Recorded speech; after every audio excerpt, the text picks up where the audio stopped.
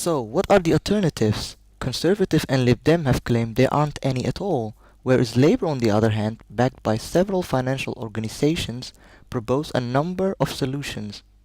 The raising of taxes is one of them. This would definitely help in closing the gap. The International Monetary Fund had advised not to make too many cuts, as this might well jeopardize the recovery of the already frail economy. Ed Miliband, new leader of Labour Party, has voiced his support for a system with 50% cuts and 50% tax rises. The coalition, on the other hand, is proposing 77% cuts and 23% tax rises, which might seem a little unfair towards the general public. I would have to say that I am also in favor of the ideas that Ed Miliband has suggested.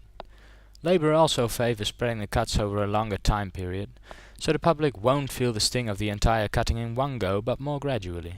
Again, I would have to say I agree with Labour's view on this matter. Thank you very much, Paul. And now, Jordi Swift, thank you for coming in on such a short notice. It's no problem, I'm glad to be here. What impact will the proposed cuts have on the economy, Jordi? Good question. For one, according to Labour, the economy remains fragile and severe cuts to public spending should wait until the economy is strong enough to withstand them. The coalition proclaims this is the opportunity to do it right and make Britain a strong economic power once more. To look at the cuts, on the proposed scale, these cuts risk propelling the UK back into recession, which would push up unemployment and welfare bills. What do the experts think? Economists, as ever, are divided over the impact cuts could have on the UK's recovery from recession. What do you think? I'm in favour of making the cuts as soon as possible. Better now than later has always been my motto. How much will be cut? The Chancellor, George Osborne, has set himself a target of cutting the government's budget measures by 77% and the remaining 23% through tax increases. What will be cut? The government has already given some clues as to where the axe will fall. Every department has been asked to demonstrate how they might make savings of between 25 and 40%. That excludes spending on the National Health Service, as the government has pledged to protect NHS. Defence and education spending will not be exempt, but should see less harsh cuts of 10 to 20%, he said. Departments such as the Home Office have their budget cut by 30%. The welfare system, which accounts for a large proportion of government spending, could also see bigger cuts. Thank you very much for your insight and expertise, gentlemen. No doubt we'll be hearing from you again after the 20th. Thank you. Thank you. Now that we have listened to the experts, I'll just read out some comments sent in by you.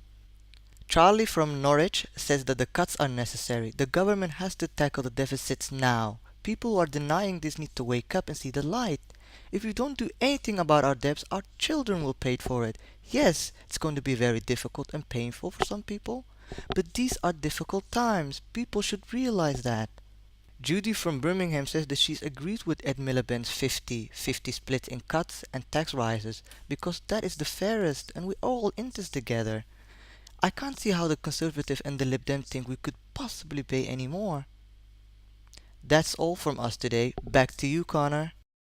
Thanks, Shah. And now, for this week's chapter from The System of Dr. Tarr and Professor Feather by Edgar Allan Poe. We now continue our reading of The System of Dr. Tarr and Professor Feather by Edgar Allan Poe. Last week, we met our main character, who is travelling through France. In Paris, he heard about a maison de santé, or private madhouse. Now his journey brings him very close to it, and to his travelling companion he suggests visiting it.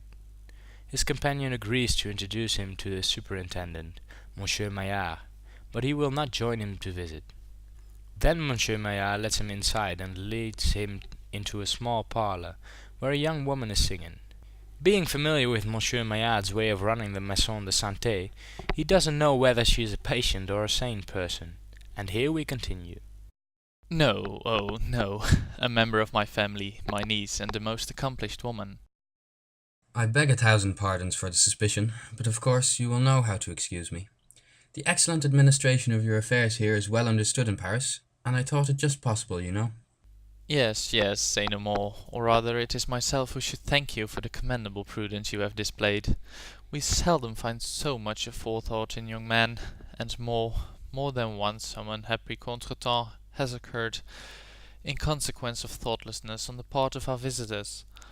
While my former system was in operation, and my patients were permitted the privilege of roaming to and fro at will, they were often aroused into a dangerous frenzy by injudicious persons who called to inspect the house.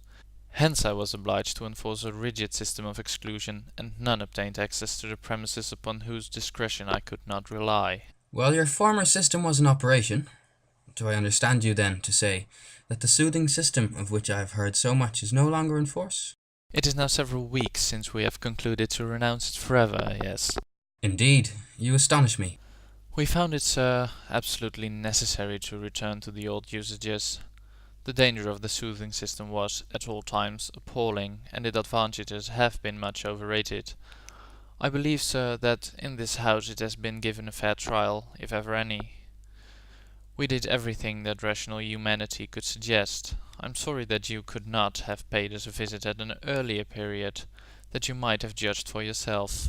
But I presume you are conversant with the soothing practice, with its details. Not altogether. What I've heard has been at third or fourth hand. I may state the system, then, in general terms, as one in which the patients were menage-humoured. We contradicted no fancies which entered the brains of the mad. On the contrary, we were not indulged but encouraged them, and many of our most permanent causes have been thus affected. There is no argument which so touches the feeble reason of the madman as the argumentum ad absurdum.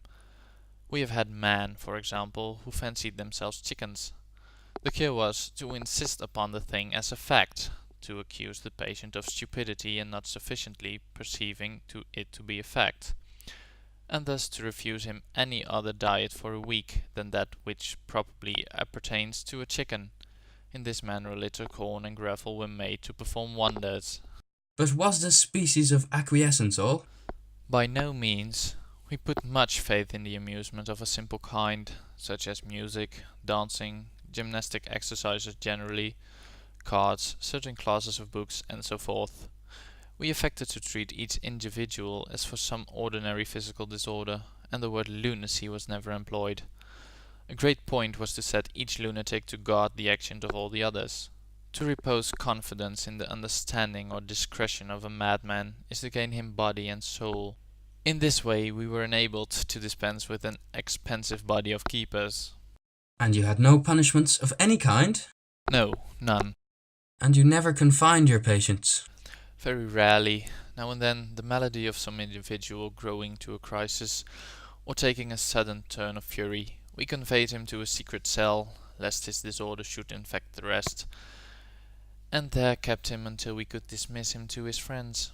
For with the raging maniac we have nothing to do. He is usually removed to public hospitals. And now you have changed all this, and you think for the better? Decidedly. The system had its disadvantages, and even its dangers. It has now happily exploded through all the French maisons de santé. I am very much surprised at what you tell me, for I made sure that, at this moment, no other method of treatment for mania existed in any portion of the country. You are young yet, my friend, but the time will arrive when you will learn to judge for yourself of what is going on in the world, without trusting to the gossip of others. Believe nothing you hear, and only one half that you see. Now about our maison de santé. It is clear that some ignoramus has misled you. After dinner, however, when we have sufficiently recovered from the fatigue of your ride, I will be happy to take you over to the house and introduce you to a system which, in my opinion, and in that of everyone who has witnessed its operation, is incomparably the most effectual as yet devised. Your own? One of your own invention? I am proud to acknowledge that it is, at least in some measure. And in this manner I conversed with Monsieur Maillard for an hour or two, during which he showed me the gardens and conservatories of the place. I cannot let you see my patients just at present. To a sensitive mind there is always more or less of the shocking in such exhibitions, and I do not wish to spoil your appetite for dinner. We will dine. I can give you some veal à la menouille, with cauliflowers in veloux sauce. After that, a glass of Clos de Fougueux. Then your nerves will be sufficiently steadied. Next week we will continue, and our character will dine with Monsieur Maillard and a rather interesting company. In order of appearance, John Wilkins, Herbert DeVille, and Frank Clark. Tune in next week to find out more. On that note, we have come to the end of this week's show. From all of us here at BS News Radio, thanks for listening, and we hope you'll tune in next week. Goodbye.